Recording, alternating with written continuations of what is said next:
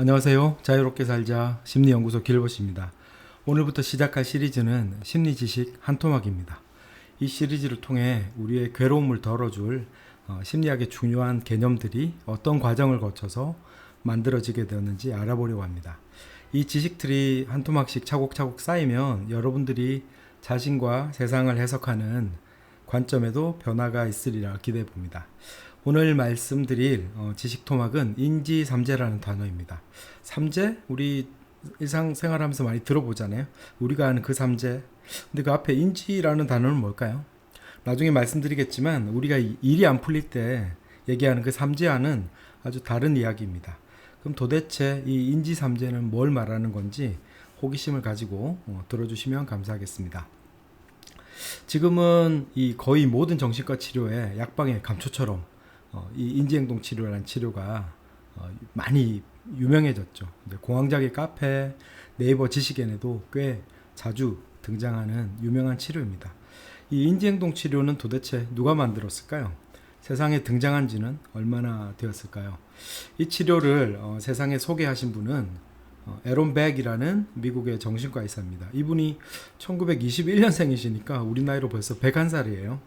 아직도 건강하게 활동하고 계시다니까 참 대단하신 것 같습니다. 에론 백이 이제 1921년생이시고 미국에서 정신과 수련을 받으실 때 인지행동 치료가 탄생하기 전에 심리치료 업계는 아주 이분도 유명한 그 이름도 유명한 프로이트가 창시한 정신분석이라는 치료가 거의 주류를 이루었습니다. 물론 프로이트 학파 이외에도 다른 치료의 흐름이 없었던 것은 아니지만 1950년대에서 60년대 사이에 정신과 수련은 프로이트의 정신분석을 배우는 것이 거의 대부분이었다고 해도 과언이 아닙니다. 이 젊은 에론 백쌤도 당연히 프로이트의 정신분석 수련을 받으셨겠죠. 수련을 마치고 이 정신분석 이론을 바탕으로 우울증 환자들을 치료를 해 나가는데 에론 백의 예상과는 달리 몇 분의 환자들이 안타깝게도 자살을 하는 사고가 일어났습니다. 에론 백쌤도 되게 큰 충격을 받으셨겠죠. 여기서 이제 상상력을 좀 가미해 보자면 진료를 마치고 난 저녁에 에론 백은 진료실에서 이제껏 본인이 치료한 환자들의 차트를 다시 꺼내놓고 쭉 읽어나가기 시작합니다.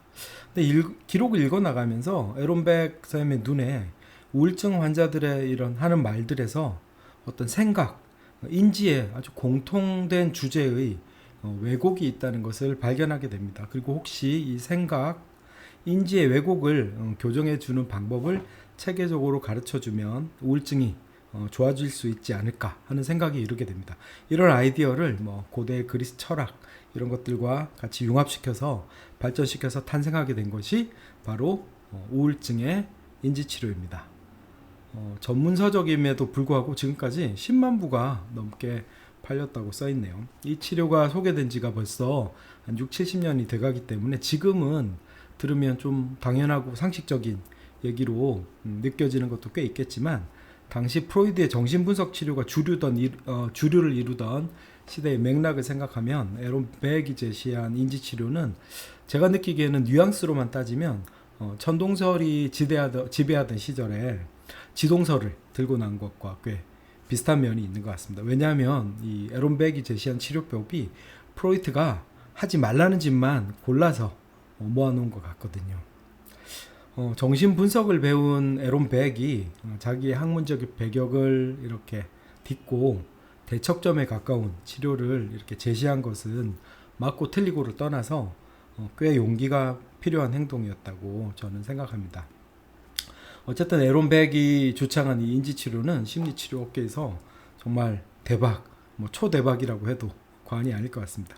대박을 터뜨렸고 이 치료가 이제 우울증을 넘어서서 불안장애, 중독, 조울증, 심지어 조현병에 이르기까지 치료의 효과가 있다는 것을 계속 입증하면서 치료 영역을 점차 확장하게 됩니다. 오늘 앞에서 말씀드릴 이 인지삼재라는 단어는 에론 백이 초창기 그 우울증 환자들에게서 발견한 비슷한 경향의 인지적 왜곡을 세 가지 주제로 정리했습니다. 그래서 인지에 대한 세 가지 주제, 인지삼재, 영어로는 Cognitive Triad라고 합니다.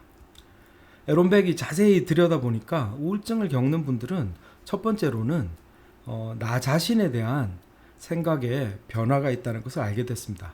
나 자신은 무가치하고 무능하고 쓸모없고 한심하고 한없이 부족하다는 등의 자기 자신의 가치에 대한 회의감, 죄책감, 나는 짐만 될 뿐이야 이런 등의 왜곡된 사고가 공통적으로 발견된다는 것이었죠. 두 번째로 발견한 주제는 세상에 대한 생각의 변화입니다. 내 주변 사람들은 모두 다 날 싫어하고 아무도 나에게 관심이 없고 내 편은 하나도 없고 세상에서 날 진정으로 이해해줄 사람은 아무도 없다. 내가 조금만 방심하면 날 이용하려 들고 내가 조금만 실수해도 무섭게 날 질책하고 날 내칠 것이라는 등의 내 주변 사람들과 이 세상에 대한 관점에 변화가 있다는 것을 발견하게 됩니다. 마지막으로 우울증 환자들에게서 나타나는 생각의 주제는 미래에 대한 주제입니다. 나는 결국 변하지 못하고 요 모양 요 꼴로 평생 살다 갈 것이다. 앞으로 나에게는 아무런 희망도 없다. 결국 이 고통스러운 환경과 상황이 영원히 계속될 것이라는 그런 믿음. 나, 세상, 미래 이 세 가지 주제가 사람들이 우울한 기분에 빠져들면 겪는 공통의 생각 주제라는 것입니다. 근데 이것은 꼭 우울증이 아니더라도 우리도 일상적으로 그죠? 우울한 기분을 느끼게 되면 대부분 이 세 가지 인지의 세 가지 주제가 발현되는 것 같습니다. 근데 이 생각을 너무 신뢰하고 그죠? 이 생각에 포로가 되고 점점 더 깊게 빠져들수록 단순한 우울한 기분이 지나가지 못하고 우울과 무기력의 늪으로 빠져들게 되겠죠. 에론 백은 1950년대와 60년대 미국인을 대상으로 연구해서 이런 주제 연구를 발표했지만 우리가 살다 들어보면 2020년대 한국 분들도 우울할 때 하는 생각에는 크게 차이가 없는 것 같습니다. 오늘 제가 이 인지삼재라는 단어를 소개하면서 여러분께 드리고 싶은 핵심 메시지는 이것입니다. 우리가 건강할 때는 각자 굉장히 다양한 방식으로 생각을 합니다. 그러나 우리가 우리의 마음이 병든 쪽에 가까워질수록 인지의 경향성이 굉장히 비슷해집니다. 다양한 이유로 행복할 수 있지만 불행의 모습은 대체적으로 공통적인 것 같습니다. 오늘 영화에서도 그런 말이 나오죠. 근데 그 불행에는 꼭 상황뿐만 아니라 우리의 인지의 경향성도 꽤 많이 작용하는 것 같습니다.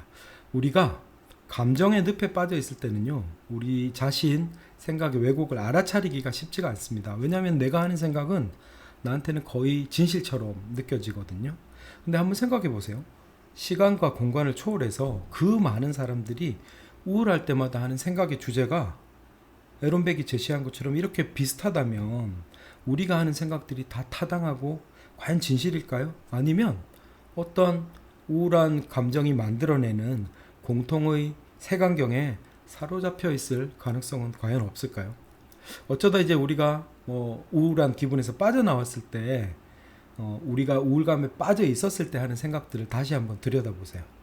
대부분 아마 오늘 제가 말씀드린 이 인지삼재에 해당하는 생각들의 왜곡이 분명히 있었을 겁니다.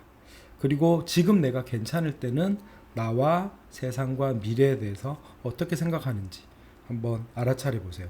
차이가 있다면 그것은 확실히 생각은 생각일 뿐이고 이 생각이 나의 현실을 정확하게 반영하지는 않는구나 라는 그런 것도 알아차릴 수가 있겠죠.